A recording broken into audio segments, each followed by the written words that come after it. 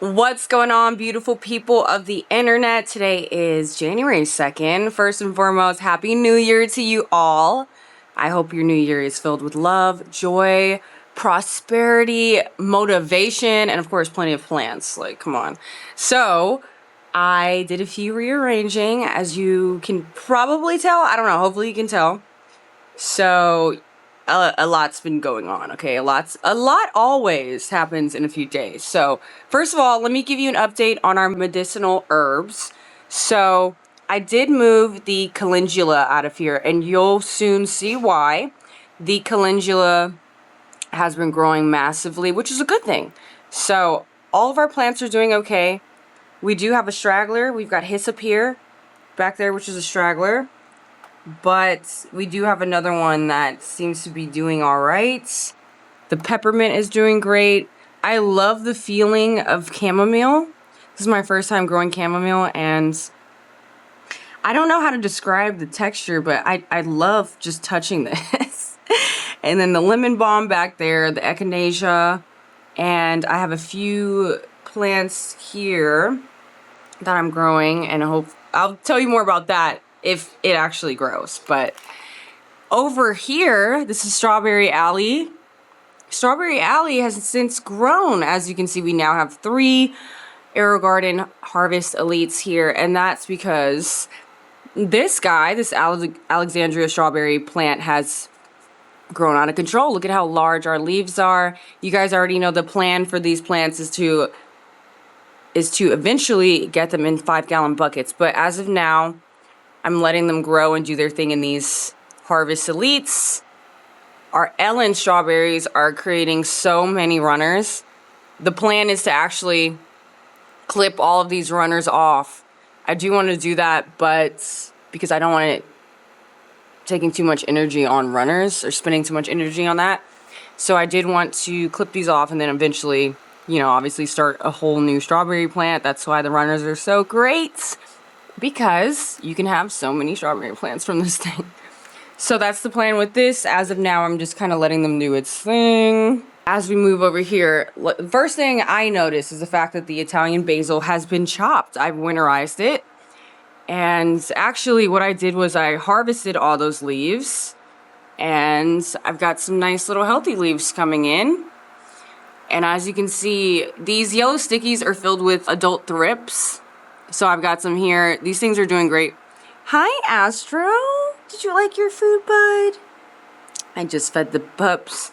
So yeah, the thyme's doing the same. I mean, it's still pretty bushy. I use this constantly. I feel like I'm always cooking with thyme. And then also I gave our purple basil a trimming for our drying rack. I'll show you guys that very soon. So in this Harvest 2.0, I actually had those Royal Burgundy bean. But unfortunately, the thrips took that plant out completely. So I was only able to grow 2 beans. So I'm going to restart that again because I wanted to grow up this wooden trellis that I added here. But for now, I moved my houseplants over here to get more light. And then what's in here actually is the Little Bites, that new variety of tomato that I just started. And then also lettuce and rosemary. I'm really hoping the rosemary takes. It's my second time trying to grow rosemary. But as you can see, like, the thrips cause this nasty issue here. As you can see, I find it on some of my leaves.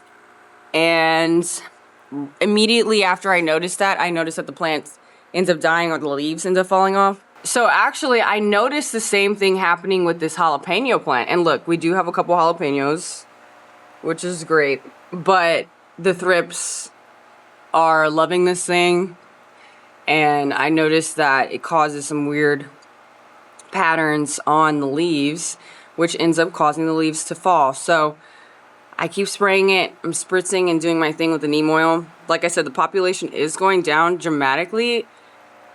As you can see, these stickies are doing their job, but dealing with thrips is still annoying nonetheless. Oh, is this light on? This light is not on, but our Tiny Tim is doing well. I've never grown a Tiny Tim that is that large. I don't know if you guys can tell, but usually Tiny Tims are about that small. So these are massive tomatoes. And then also with the cherry tomato plant, I am getting vines. But I still have that issue where some of those tomatoes are not making it on the vine. They're actually just falling off. Another example here. So yeah, that's pretty annoying. So I'm still dealing with that. Oh, there's our calendula, by the way. It's down here because they are getting massive. So this is for our herbal garden. Hi, baby girl. Hi. And then this is our 2 cherry tomato plants. One is in this trellis unit. The other one is in the in bloom and it's snaking over here. Now, it's really hard to see in here, but there are some. I just saw some. I just saw like a little bunch somewhere, but they're in there. They're just really small. It's kind of hard to see. There are some. How dare I not show you our drying station?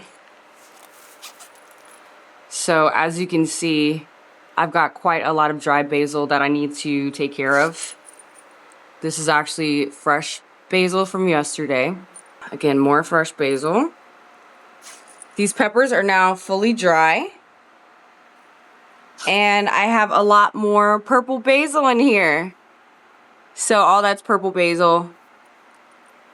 They weren't as mature. A lot of it was not as mature as the Italian basil. But that's okay. I had to do yet another insane pruning because they love this area. Check out these stickies over in this area. So these, like I said, the yellow stickies are doing their job. It's just that we are inundated with thrips. So the population is lessening and lessening as time goes on. It's getting less and less annoying to deal with. So yeah, until the thrips are fully gone, I have to pretty much remove the leaves because they like to hide on them. So this is unfortunately what I have to do in the meantime. But hey, it's working. It's just working very slowly. But I hope you guys have an incredible 2026. And I cannot wait for what's to come with this garden, you guys. I'm so excited. So I will talk to you until next time.